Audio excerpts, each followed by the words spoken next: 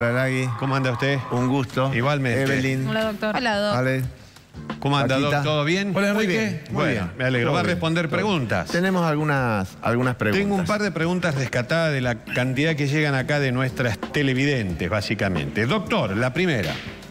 Mi hija está embarazada de 6 meses. Le diagnosticaron Pobre. hiperglucemia y le indicaron insulina. ¿No le puede hacer daño al bebé? No le puede hacer daño al bebé. Al contrario, le va a hacer bien al bebé.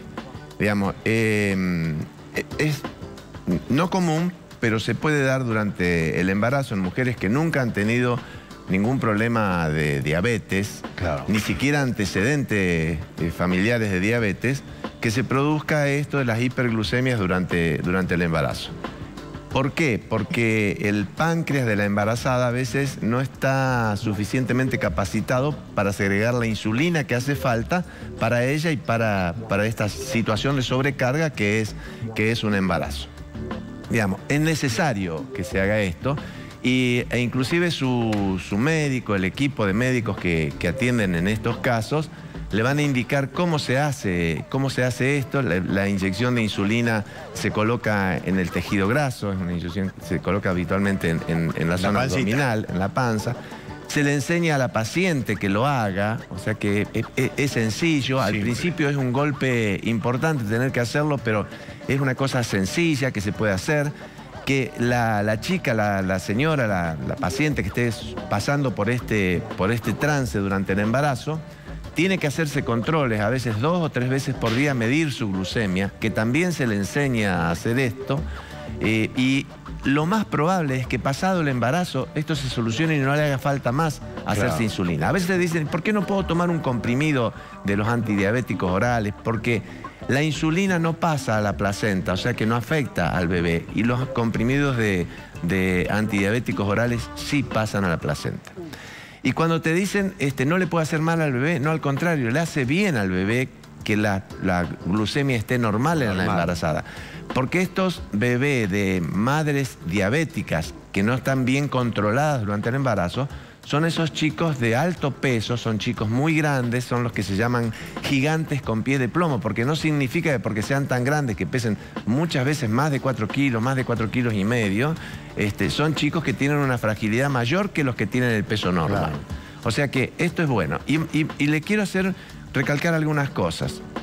Digamos, sí, en estas pacientes, cuando están haciéndose insulina, puede suceder que si no se regula bien, digamos, tienen que tener un control estricto por su equipo de su obstetra, el endocrinólogo, la nutricionista.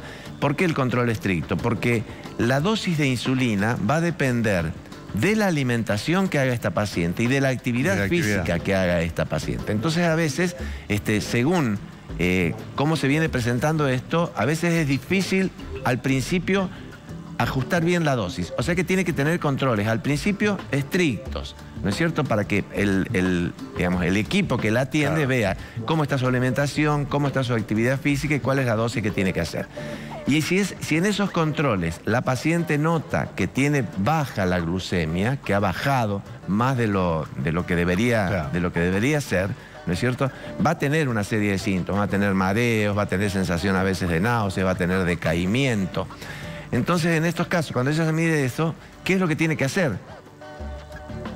Aumentar los glúcidos. La dosis es más o menos 15 gramos de azúcar, que están en 3 tabletas de glucosa, o están en 4 o 5 o 6 caramelos duros, en 1 o 2 cucharadas de miel o de azúcar, o en un vaso de jugo de frutas o de estas gaseosas azucaradas. No las diet, no las light, claro. En la gaseosa normales. Exactamente.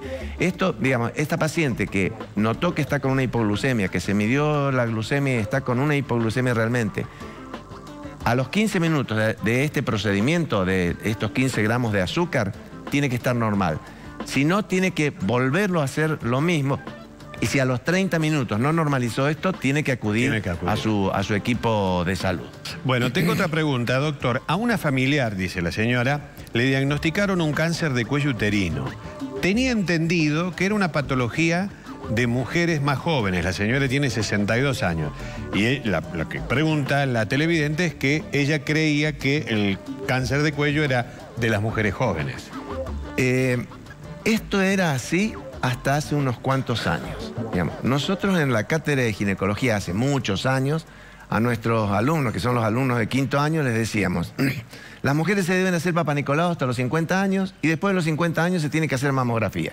¿Por qué? Porque el cáncer de cuello, decíamos en ese momento, es un cáncer anterior a los 50 y el de mama es de después de los 50. En realidad, la mayoría de los cánceres de cuello se dan entre los 35 y los 50 años. Más que nada entre los 40 y 45. Ahí está la mayor cantidad de cánceres de cuello. ¿A qué se debe el cáncer de cuello? El cáncer de cuello tiene varios digamos, iniciadores de este cáncer. Uno de ellos es el HPV. No todos los HPV, hay varias cepas de HPV. La 16 y 18 son las que más actúan sobre la producción del cáncer de cuello. Pero también tiene que ver el tabaco, también tienen que ver los herpes en la zona genital, tiene que ver el inicio de relaciones sexuales muy joven, tiene que ver el cambio de parejas. Y en este caso, nosotros decimos que hay un primer pico de cáncer de cuello alrededor de los 40 años. Y en los últimos años empezamos a ver un segundo pico después de los 60 años. ¿Y por qué? ¿Por qué? ¿Por qué antes decíamos que no había cáncer de cuello en las mujeres mayores de 60 años o las mujeres de alrededor de 60 años? Por cuestiones culturales. Era muy raro que hace varios años una mujer que llegaba a los 50 años se separara. Era muy raro que cambiara de pareja.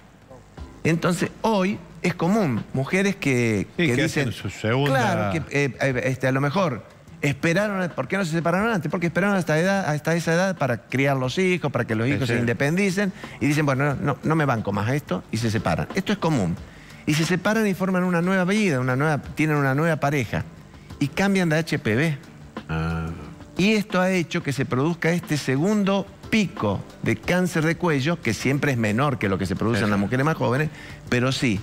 Por lo tanto, hoy hay que decirle a las mujeres de más de 50 años que se sigan haciendo Papa Nicolau, por lo menos una vez cada 3 años, por lo menos si le han venido dando bien los Papa Nicolau anualmente, uno puede empezar a hacerlo cada 3 años. Y hay que decirle a las mujeres, inclusive menores de 50 años, que se hagan mamografía, porque nosotros estamos viendo cánceres de mama en mujeres más jóvenes y estamos viendo cánceres de cuello en mujeres más grandes. Por lo tanto, esto de si estará bien el diagnóstico, yo creo que sí que está bien el diagnóstico, que hay que controlarlo. Y una cosita más. Es lamentable que sigamos viendo cánceres de cuello. En los países del primer mundo, en varios países desarrollados, hace varios años solucionaron este tema del cáncer de cuello. No hay prácticamente cáncer de cuello, porque lo diagnostican a todos en etapas iniciales, que es muy fácil solucionar el problema, inclusive conservando la fertilidad, porque uno de los miedos de las mujeres con cáncer de cuello es perder la fertilidad. Hoy por hoy, cuando uno hace un diagnóstico temprano, un diagnóstico precoz, no pierde la fertilidad, cura a las pacientes. El 95% de las pacientes diagnosticadas en etapas tempranas se curan, quedan sin ningún tipo de secuela, y esto se hace con Papa Nicolau y colposcopía. Cosa más simple imposible. Exactamente. Y en la actualidad ya hay test que te dicen qué tipo de HPV tenés, que también son sencillos, son un poquito caros todavía, pero se van a ir normalizando y va a ser muy sencillo el diagnóstico del cáncer de cuello. Y reitero, los países desarrollados terminaron con el cáncer de cuello antes de que aparezcan las vacunas. Pero en nuestro país, lamentablemente, la prevalencia del Papa Nicolau es muy baja. No supera el 20-25%. Las mujeres, en nuestro país, las mujeres que se hacen Papa Nicolau no superan el 25%. O sea que hay un 75% de mujeres que no se hacen Papa Nicolau. En estas condiciones es muy difícil combatir el cáncer de cuello. Gracias, doctor. Al contrario. Nos vemos el lunes.